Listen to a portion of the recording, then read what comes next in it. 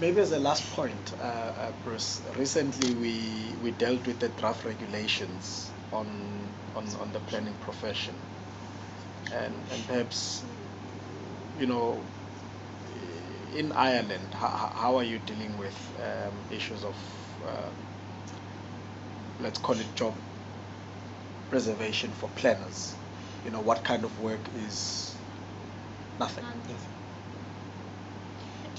Do you have a recognised almost hierarchy? Well, because this is one of the critical issues, I think, which underpins the debate around job reservation. I mean, do you have recognised professional planners, technical planners, sort of a hierarchy of, like we used to have at the commission? You know, we kind of the professional planners, the people who came from other disciplines, sort of more technical planners, drafts people. And anybody can submit an application for development, no problem. And we assess those applications for development. On the new big shopping centre, who actually looks at it? It would go to the planning section of the planning authority, and the planning section would have planners like us. Do they have to have planners, or can they have anybody there? They could probably have anybody, but the practice is, you know, they want by law qualified planners. It's not law. So the tradition is that. The tradition, yeah. But there's no rule that say that it has to be assessed by a person who is qualified. No. Or registered. No, absolutely not. So you don't have to be professionally registered in Ireland in order to assess a plan? No. For an application? No. I mean, you get some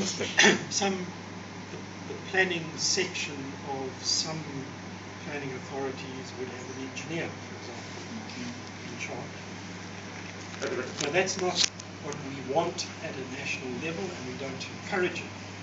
We encourage professional planners, you know, people who've been through the university, just like us, you know, the same kind of people as us. And you are registered with RTPI or whatever. What's the equivalent in Ireland? Well, in Ireland there's two professional. One is the RTPI, okay, Irish branch, and the other one is the Irish Planning Institute. Now, I belong to the Irish Planning Institute, but it's a voluntary association. Similar to SAPI. Yeah. And I mean, it holds CPD, what's it, professional, continuing professional development courses. It holds conferences, workshops. It comments on things that the national planning stuff. But no, I mean, there's, as far as I know, I've never ever heard any discussion ever about reservation of work for planners. So I think it's based on maybe it's a strange word to use, because I think the idea is not to reserve work for planners. Sorry? But yeah, I don't think it's so much to reserve work for planners and to say, well, let's make sure they've got work. I think it's more of public interest in mind of saying, has everything been looked at? And the people with appropriate skills. That's the job of the planning authority, not whoever submits something. No, well, it could be both. It depends on you look at it. It's different places in the world. So, but so, you see, it's sometimes very difficult to draw a distinction between what the law says and what the tradition is. Because you only really do make a law when you want to change something. Something's working well. We don't really need the law. Just leave it. So you just leave it. So if a tradition is in any event that most applications that are received, especially the ones that's complicated, where flatlines get involved and retail station kind of things get involved, on any event made by people with planning or engineering or built environment profession qualifications and background, and are assessed in any event by people and potentially, I don't know, approved if it's a council, so like bodies. Planning applications are approved by the manager. The authority to approve planning applications was taken away from the councillors because they were abusing it, and so it specifically says the manager. The manager of what? Of the planning authority, the county council, or whatever the. So that's an official. Official, yeah. And that official can be anybody. Yeah. They come all from all different Walks of routes. life. They can be a lawyer, they can be an accountant, they can be anything. the manager overwhelmingly is guided by the planning staff and the planning section, because they really understand what the issues are.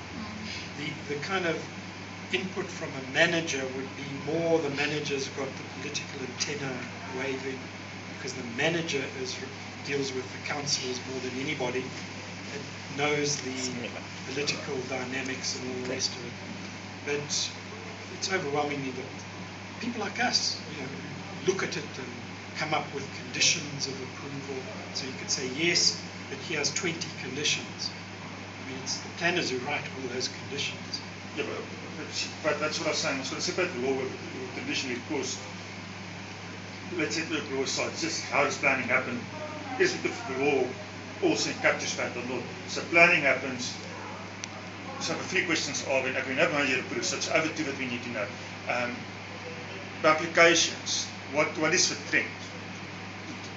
Are they really done by homeowners, or are they done by architects, planners type people? What is the trend? I don't know if you know. Depends on the complexity of the application. If it's an extension to the backyard of something or other, it could be anybody who does that.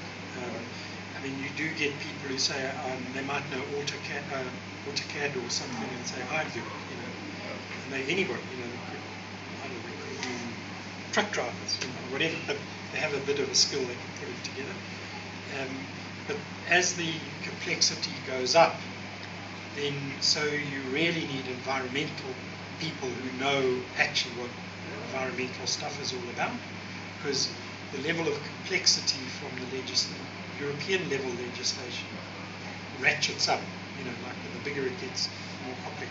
You need that, you need transport engineers, you need planners like us would become involved. Well, you don't have to, but that's the tendency would be for them to be involved.